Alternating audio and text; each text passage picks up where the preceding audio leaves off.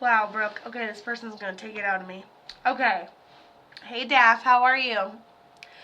Dustin takes partial responsibility. He says he's sorry he had to go so quickly. Feels like you didn't get a chance to say goodbye. I feel like he passes in a tragic way before his time.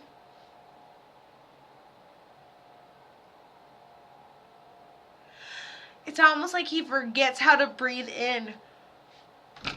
Both times he's gotten me. It's like I need lots of oxygen. I go from nothing to like all at once and still feel like I don't have enough. Okay, so he says all at once. I feel like it goes, the effects it has on the physical body is like all at once. So he gives me a sign of everything either going down the shitter all at once, or maybe even like consumption or an inability to communicate as well.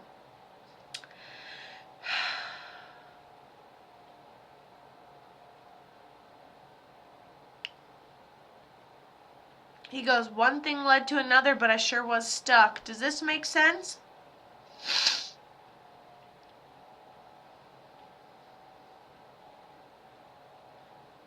He died on cancer and no one was with him at the time of his passing. Okay. Tragically, before his time, all of a sudden, suddenly, didn't get a chance to say goodbye, but takes... Hold on, very, very fast. Found out late April and he passed in June.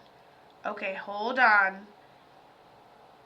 Sorry he had to go that quickly. It was very tragically. And then you are worried that, based on pure facts, he died alone very suddenly, went downhill all at once, and he had cancer. He tells he's really interesting to talk to. He's got a really good way of like explaining the world or realizing things. He goes, that didn't feel like cancer. You don't know what cancer is supposed to feel like, but it doesn't feel like you think it would, Kato. He goes, and you can kind of feel it in your body too. And he goes, and it just manifests in different ways. And then I was like, so were you in your house for a long time before someone found you? And then he goes, what? No, no, no, no.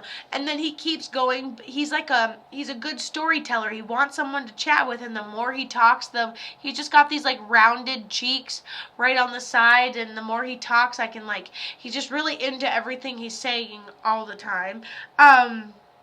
Okay, so he had cancer. It was very quick. He shows me that I don't know what kind of cancer he had or how it affected him, but he keeps showing me like attempting to like get up and it not working the way he wanted to. So maybe he experienced a fall or something additional happened to decline his medical state.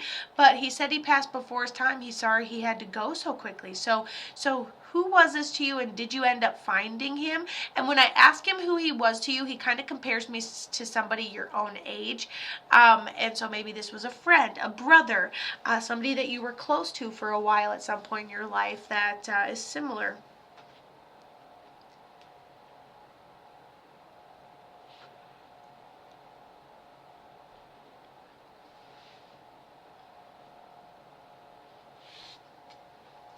Oh my gosh, yeah, so that's what I was thinking. Yeah, see, he takes the oxygen out of me every single time I try. Okay, and so I was like, I ask him who he is to you, and he says that you're somebody, like, someone kind of close in age, so like a brother or, somebody very close to you, and it is, in fact, her brother.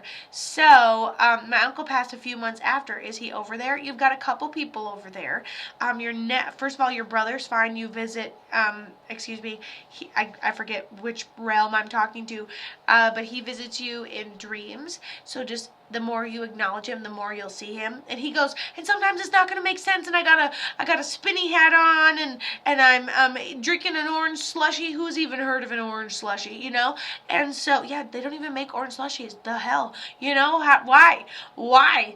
This kid got enough ADHD for all of us, and I'm kind of in love with it, not gonna lie. Okay, and then you ask about an uncle over there, and the uncle says he passed of the upper chest, common, classic, simple first name. He tells me he either served or had an of service personality. He passed of something underlying underlying medical that he knew for a long time would catch up to him. He gives me the feeling that it's a heart attack, but it's not our first heart attack. I doubt it would even like be our, I think it's like this isn't a surprise. Your third heart attack's got to eventually take you out, and then your uncle also is also drinking a beer over there. So you have a heart attack and you still drink a Coors. How do you feel? Or a Budweiser or whatever it is that he drinks. So yeah, and then I have this other female over there on the other side for you. So you've got plenty of people to choose from. Definitely a lot of spirit in your court for sure. 100%. 100%. Woo! You guys sure love these Q readings.